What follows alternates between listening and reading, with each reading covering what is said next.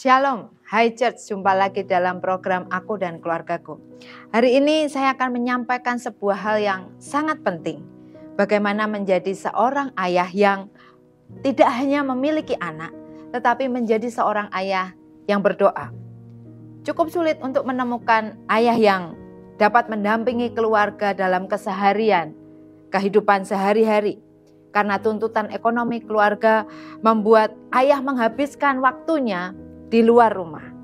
Nah, seorang penulis buku yang bernama E.M. Bounds mengatakan, yang dibutuhkan gereja adalah orang-orang yang berdoa. Yang dibutuhkan keluarga adalah ayah yang berdoa. Tuhan tidak memanggil laki-laki sebagai ayah yang sempurna, tetapi Tuhan memanggil para pria yang menjadi seorang ayah yang berdoa. Bagaimana kita memberi dampak yang baik kepada bangsa ini? Kita awali dengan yang namanya doa. Seperti firman Tuhan di dalam 2 Tawarikh 7 ayat yang ke-14 berkata demikian. Dan umatku yang atasnya namaku disebut, merendahkan diri, berdoa dan mencari wajahku, lalu berbalik dari jalan-jalannya yang jahat, maka aku akan mendengar dari surga dan mengampuni dosa mereka serta memulihkan negeri mereka. Saudara, doa seorang ayah akan memulihkan keluarga. Nah, kalau keluarga ini dipulihkan, maka hal ini akan berdampak bagi bangsa. Seperti 2 Tawarikh 7 ayat 14 katakan bahwa Tuhan memulihkan negeri mereka. Jadi kalau seorang ayah yang berdoa, keluarganya pulih, keluarganya diberkati Tuhan, maka mau tidak mau, secara langsung dampaknya akan terjadi di bangsa di mana mereka tinggal. Saudara, ada peristiwa di mana ketika Hagar hadir dalam keluarga Abraham. Hadirnya Hagar dalam keluarga Abraham didasari karena ketidakpercayaan Sarah kepada janji Tuhan tentang keturunan. Ismail lahir sebagai anak di luar rencana Tuhan. Namun demikian, Abraham sangat mengasihi Ismail sebagai anak yang dimiliki di masa tua. Tetapi Ismail adalah anak di luar perjanjian yang Tuhan sampaikan kepada Abraham. Dalam waktu selama hidup Ismail menjadi anak tunggal Abraham, 13 tahun lamanya, Abraham dekat dengan Ismail. Abraham mengasuhnya, merawatnya. Bahkan dikatakan dalam kitab Kejadian, Ismail ini adalah orang yang pandai memainkan panah. Tentunya ini dilatih oleh Abraham. Abraham bukan saja orang yang kaya, tetapi dia juga seorang yang pandai dalam berperang. Dia bersama dengan raja-raja melakukan peperangan. Dan dia mencurahkan perhatian selama 13 tahun. Ketika Ishak belum lahir, dia curahkan perhatiannya. Dia siapkan Ismail untuk menjadi ahli warisnya. Sekalipun Tuhan berkata tidak tentang Ismail sebagai anak perjanjian, tetapi secara daging Abraham sangat mengasihi Ismail karena ini adalah anaknya. Ismail adalah anak yang tidak diingini, tidak diharapkan kehadirannya. Namun satu hal yang sangat luar biasa terjadi dalam kehidupan Ismail dan membuat Ismail diberkati, yaitu doa yang dinaikkan oleh Abraham. Di dalam Kejadian 17 ayat 18 sampai 19 berkata, dan Abraham berkata kepada Allah, sekiranya Ismail diperkenankan hidup di hadapanmu. Tetapi Allah berfirman, tidak. Melainkan istrimu Sarahlah yang akan melahirkan anak laki-laki bagimu. Dan engkau akan menamai dia Ishak. Dan aku akan mengadakan perjanjianku dengan dia menjadi perjanjian yang kekal untuk keturunannya. Saudara, Abraham berdoa kepada Tuhan. Supaya Tuhan ini berkenan kepada Ismail. Tapi Tuhan berkata tidak. Tapi ada yang ajaib terjadi, saudara. Ternyata doa yang dinaikkan Abraham ini membuat hati Tuhan tergerak. Di dalam ayat yang ke-20 dikatakan tentang Ismail. Tuhan menjawab doa Abraham ya. Tentang Ismail, aku telah mendengarkan permintaanmu. Ia akan kuberkati, kubuat beranak cucu sangat banyak.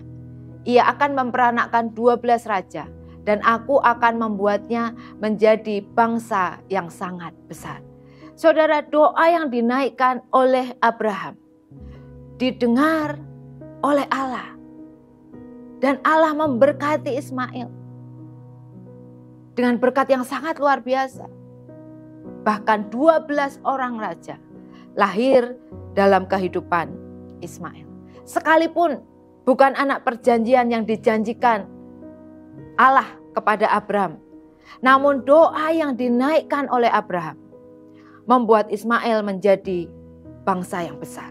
Membuat Ismail menjadi orang dengan keturunan yang diberkati oleh Tuhan. Betapa powerfulnya doa seorang ayah, saudara. Jadi doa seorang ayah bukanlah doa yang tidak ada efeknya, tidak ada kuasanya. Orang berpikir doa seorang ibu yang sangat besar kuasanya. Tidak, saudara. Seorang ayah berdoa di hadapan Tuhan. Dan Tuhan mendengar doa yang dinaikkan. Saudara, seorang ayah yang bekerja tentunya memiliki waktu yang sangat terbatas dengan keluarganya. Quality time yang sangat terbatas dengan keluarganya. Namun, seorang ayah bisa berdoa untuk memiliki kedekatan spiritual dengan anak-anaknya. Apa yang dilakukan oleh seorang ayah lewat doa yang dinaikkan akan berdampak bagi kehidupan anak-anaknya di masa mendatang. Kita lihat di dalam Mazmur 144 ayat yang ke-12 dikatakan demikian. Semoga anak-anak lelaki kita seperti tanam-tanaman yang tumbuh menjadi besar pada waktu mudanya. Dan anak-anak perempuan kita seperti tiang-tiang penjuru yang dipahat untuk bangunan istana. Saudara, ini doa yang dinaikkan oleh pemazmur kepada Tuhan. Pemazmur berkata bahwa anak lelaki mereka akan seperti tanam-tanaman yang bertumbuh menjadi besar pada waktu mudanya. Saudara, tidak ada tanaman yang bertumbuh menjadi besar kalau tumbuhnya liar. Maka tidak akan menghasilkan buah yang lebat atau pohon yang besar. Tapi kalau tanaman itu ditanam, dirawat dengan cara yang baik, dengan cara yang tepat, maka pohon itu akan dapat bertumbuh dengan cepat dan menghasilkan buah yang baik. Dalam Mazmur 144 juga dikatakan bahwa anak-anak perempuan seperti tiang-tiang penjuru yang dipahat untuk bangunan istana. Saudara, tiang yang ada di bangunan istana tentunya bukan tiang yang biasa. Pasti tiang ini adalah tiang yang kokoh. Tiang yang diukir dengan ukiran yang bagus. Dengan bahan yang sangat mahal. Sehingga tiang ini menjadi tiang yang kuat untuk menopang. Karena adanya di istana. Apa maksudnya, saudara?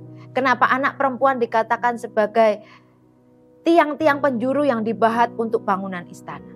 Artinya adalah bahwa anak-anak perempuan yang dilahirkan oleh seorang ayah yang berdoa akan menjadi anak-anak yang cantik, yang enak dilihat. Bukan karena kecantikan fisik, tapi karena kecantikan karakter yang dimiliki. Anak-anak perempuan ini akan menjadi anak-anak perempuan yang kuat, yang akan menopang kehidupan keluarganya. Anak-anak perempuan yang akan menjadi berkat dimanapun mereka berada. Karena penampilan yang utama bukan secara lahiriah, tetapi penampilan karakter yang indah yang disukai oleh banyak orang. Ketika pemazmur menaikkan doa, pemazmur melihat ke depan. Ada harapan ketika anak-anaknya dibawa kepada Tuhan. Ketika nama anak-anaknya disebut di hadapan Tuhan, maka pemazmur sedang mengubah sejarah. Bukan sejarah menjadi sejarah yang buruk, tetapi sejarah yang baik. Karena anak-anaknya akan bertumbuh pada masanya. Tidak menjadi beban, tetapi menjadi berkat, menjadi penopang, menjadi anak-anak yang membanggakan, yang mempermuliakan nama Tuhan. Dan kalau memiliki anak-anak seperti ini, bagaimana hati orang tua pasti diliputi dengan sukacita. Kalau saudara ingin melihat anak laki-laki saudara, melihat anak-anak perempuan saudara, seperti yang pemazmur pasal 144 ayat 12 katakan, anak laki-laki saudara seperti tanaman yang tumbuh besar pada waktu mudanya. Anak-anak perempuan saudara seperti tiang penjuru yang dipahat untuk bangunan istana. Jangan malas untuk berdoa. Jangan malas untuk menyebut nama mereka di hadapan Tuhan. Karena ketika saudara menyebut nama anak-anak saudara di hadapan Tuhan, maka saudara sedang mempersiapkan sebuah generasi yang diberkati oleh Tuhan. Kalau generasi itu diberkati oleh Tuhan, seperti firman Tuhan di dalam Tawarikh yang kita baca tadi, akan ada sebuah bangsa yang disembuhkan dan dipulihkan. Karena di dalamnya terdiri dari orang-orang yang diberkati oleh Tuhan. Amin. Tugas doa bukan hanya tugas seorang ibu, tapi tugas doa juga adalah tugas dari seorang ayah. Doa seorang ayah yang dinaikkan untuk anak-anaknya akan menjadi doa tersebut mempermuliakan nama Tuhan. Karena doa itu membuat anak-anak menjadi anak-anak yang diberkati oleh Tuhan. Anak-anak yang menjadi berkat baik di keluarga, di tempat pekerjaan, di tempat pelayanan, dimanapun Tuhan tempatkan mereka. Mereka tidak membusukkan nama ayah dan ibunya atau mempermalukan nama Tuhan. Tetapi lewat doa seorang ayah, ayah akan melihat bagaimana anak-anak ini menjadi anak-anak yang diberkati Tuhan. Amin. Amin. Tundukkan kepalamu, mari kita berdoa. Kami bersyukur ya Tuhan. Terima kasih untuk hari ini. Bagaimana Engkau mengajari kami untuk kami bisa menjadi para ayah yang berdoa bagi anak-anaknya. Ampuni kalau selama ini kami salah memahami bahwa doa adalah tugas seorang ibu. Tapi doa juga merupakan tugas seorang ayah. Di mana ketika seorang ayah berdoa, maka akan ada satu generasi yang diselamatkan dan satu bangsa yang diberkati. Hamba berdoa biar kiranya kobarkan semangat dan Roh Kudus terus bekerja di dalam hati para ayah. Supaya mereka tidak malas atau tidak enggan untuk berdoa. Mereka hanya memikirkan hal-hal yang lahiriah. Tetapi mereka adalah para ayah yang membawa nama anak-anak mereka diperhadapkan di hadapan Tuhan. Supaya keluarga mereka menjadi keluarga yang diberkati Tuhan. Terima kasih Bapa, kami bersyukur. Kami serahkan sepanjang hari ini ke dalam tangan-Mu. Hanya di dalam nama Tuhan Yesus kami berdoa. Amin. Terima kasih sudah bergabung bersama dalam program Aku dan Keluargaku. Kiranya program ini memberkati saudara dan menjadikan saudara menjadi keluarga yang kuat yang diberkati oleh Tuhan. Tuhan Yesus memberkati.